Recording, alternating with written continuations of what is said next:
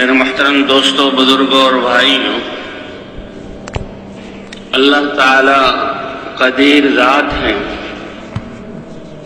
جیسے اپنی قدرت سے سارے کائنات کو اپنے امر کن سے بنایا، ایسے ہی اللہ سارے انسانوں کے دل اللہ کے قبضہ قدرت میں ہے۔ ایک حدیث کے الفاظ ہیں کہ اللہ کی رحمان کی 2 انگلیوں کے درمیان ہیں، جسے چاہیں پھیر دیں۔ اب دلوں میں ایمان آ جائے اور ہدایت مل جائے، اللہ تعالیٰ چاہیں تو ساری انسانیت کو ہدایت دے دیں۔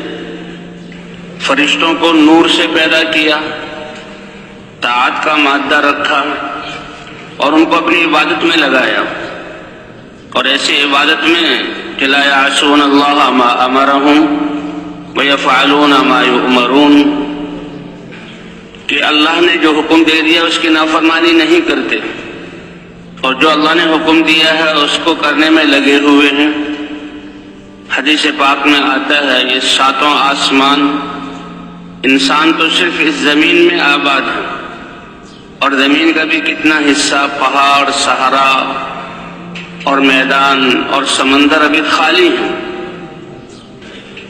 اور یہ چند ارب انسان ہیں، لیکن 7 آسمان فرشتوں سے بھرے ہوئے ہیں۔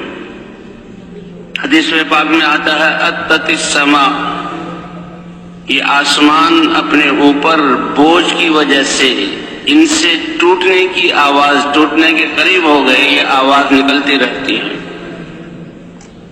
اور ان کا حق ہے کہ ان سے یہ آواز نکلے، کیونکہ فرشتوں کا اتنا بوجھ ہے کہ 7 آسمانوں میں سے کسی آسمان میں ایک بالش کے برابر یا 4 انگلیوں کے برابر ایسی جگہ خالی نہیں ہے جہاں اللہ کا فرشتہ اللہ کی عبادت میں نہ لگا ہوا۔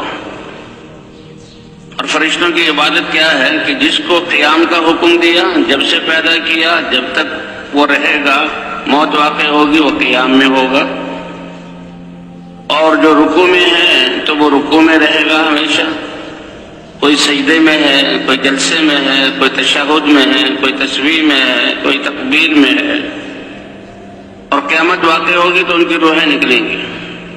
تو اللہ کی عبادت ہو رہی ہے، اللہ کی نافرمانی نہیں کرتے، نور سے بنے ہوئے ہیں۔ اللہ نے پیدا عبادت کے لیے کیا، مادہ اطاعت کا رکھا، اور اتنی عبادت کے باوجود ایک روایت میں پڑھا کہ جب میدان محشر قائم ہوگا اور یہ فرشتے اللہ کا دیدار کریں گے، بے ساختہ ان کی زبان سے نکلے گا اے رب العالمین، جیسے آپ کو پہچاننے کا حق تھا ہم نہ پہچان سکے، اور جیسے آپ کی عبادت کرنے کا حق تھا ہم عبادت نہ کر سکے۔ تو ایک اللہ کی قدرت ہے اور ایک اللہ کی سنت ہے کہ انسانوں کو ہدایت دینا، اللہ نے اس کو محنت کے ساتھ جوڑا ہے، اور انسان میں طاعت کا مادہ بھی رکھا اور خواہش کا مادہ بھی رکھا، کیونکہ اللہ نے اس کی محنت پر، اس کے دین پر اللہ نے جزا دینی ہے۔ مالک یوم الدین، اللہ جزا کے دن کے مالک ہیں۔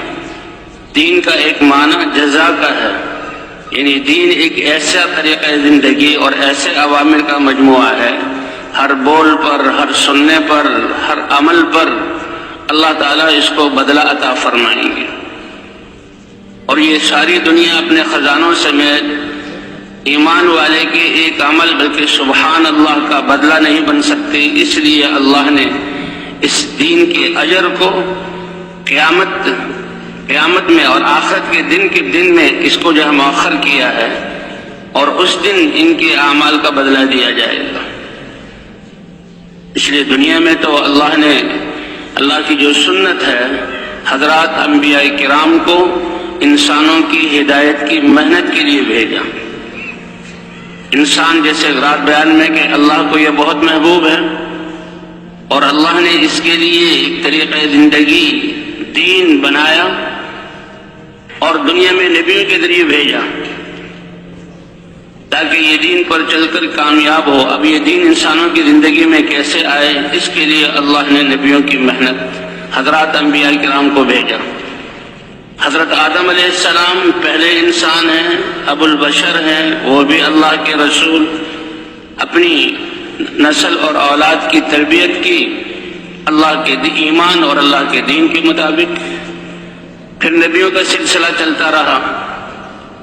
محنت کے چھوٹ جانے سے کسی چیز میں زوال آ جاتا ہے تو انسانوں پر نبیوں کی محنت کے چھوٹ جانے سے کچھ عرصہ گزرنے سے یہ انسان پھر بےراروی کا شکار ہو جاتا ہے. تو نوح علیہ السلام وہ پہلے ایسے رسول ہیں کہ جن کو شرک اور کفر والی قوم کی طرف بھیجا گیا. پوری کی پوری قوم بتوں کی عبادت میں.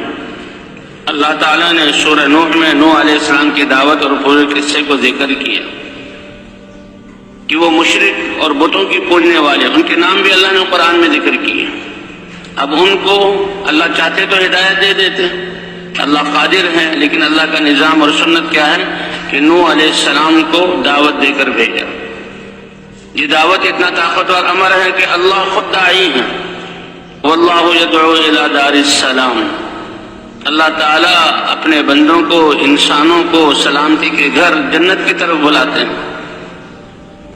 وَسَارِعُوا إِلَى مَغْفِرَةٍ مِّن رَّبِّكُمْ وَجَنَّةٍ عَرْضُهَا السَّمَاوَاتُ وَالْأَرْضُ، کہ تم دوڑو اور جلدی کرو اپنے رب کی طرف سے کہ تمہارے گناہوں کو بخش دیں اور ایسی جنت عطا فرمائیں کہ جس کی چوڑائی و آسمان اور زمین ان کو پھیلا دی جائے اس سے بھی زیادہ ہے، اور اس کی لمبائی کیا ہے وہ تو اللہ ہی جانتے ہیں.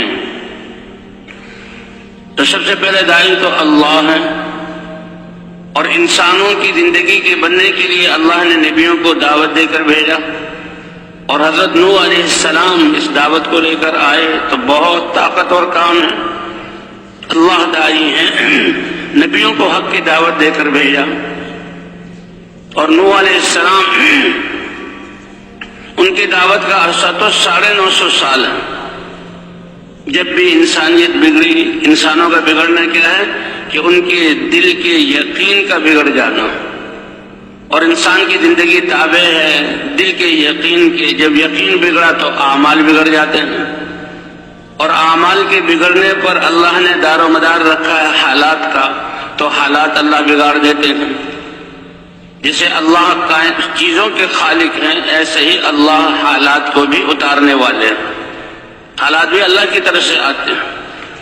تو اللہ کی سنت یہ ہے کہ جب دل بگڑتا ہے، یقین بگڑتا ہے، تو اعمال بگڑتے ہیں. اور اعمال کے بگڑنے کی وجہ سے یہ دنیا کے حالات بھی بگڑتے ہیں، بلکہ علماء تو فرماتے ہیں پہلے انسان کی آخرت بگڑتی ہے اور اس کا اثر اور پرتو دنیا میں، دنیا کے حالات کے بگاڑ کی صورت میں پیدا ہوتا ہے. الا ان فی الجسد مضغۃ لو صلحت صلح الجسد كله ولو فسدت فسد الجسد كله الا وهي القلب الا وهي القلب الا وهي القلب.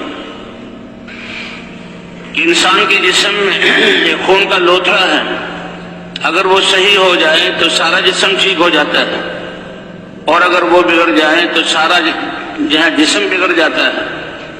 اور وہ کیا ہے؟ دل ہے. اور دل کا بگڑ صحیح ہونا کیا ہے؟ اللہ کی معرفت کا نور اور ہدایت کا نور اس کے دل میں آ جائے. اللہ کی ذات پر ایمان اور اللہ کی ذات پر یقین اور اللہ کی وحدانیت کہ لا الہ الا اللہ، اللہ کے علاوہ کوئی عبادت کے لائق نہیں، یہ آ جائے. اور یہی وہ طاقت ہے جس کی بنیاد پر انسان کی ساری زندگی اللہ کے احکام کے مطابق ہوتی ہے. عبادات صرف یہ نماز نہیں ہے، یہ تو اللہ کے حقوق میں سے سب سے بڑی عبادت ہے. ایمان کے بعد نماز کا درجہ ہے، اور یہ ایسی عبادت ہے کہ انسان کی زندگی کو پاکیزہ بنا دیتی ہے، اور اس کی وجہ سے باقی زندگی میں اللہ کے احکام پر چلنا آسان ہو جاتا ہے. عبادت تو یہ ہے کہ کسی پل بھی انسان کا دل اللہ کی ذات سے غافل نہ ہو، اور اللہ کا دین ایسا انسان کی زندگی کے شعبوں کو محیط ہے کہ کسی وقت بھی یہ اللہ کے امر سے باہر نہیں ہے.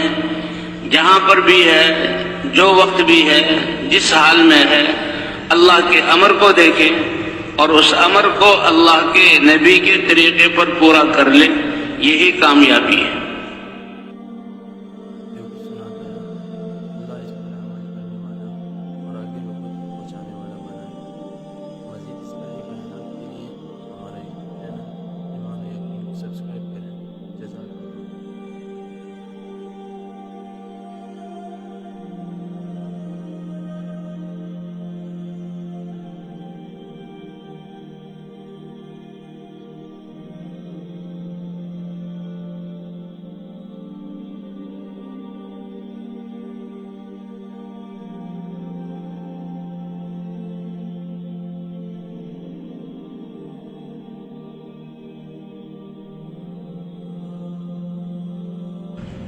حالات تو انسان کی ترقی کے لیے آتے ہیں اور یہ آنے جانے والی چیز ہے، ہر حال میں اللہ کے حکم کو ماننا۔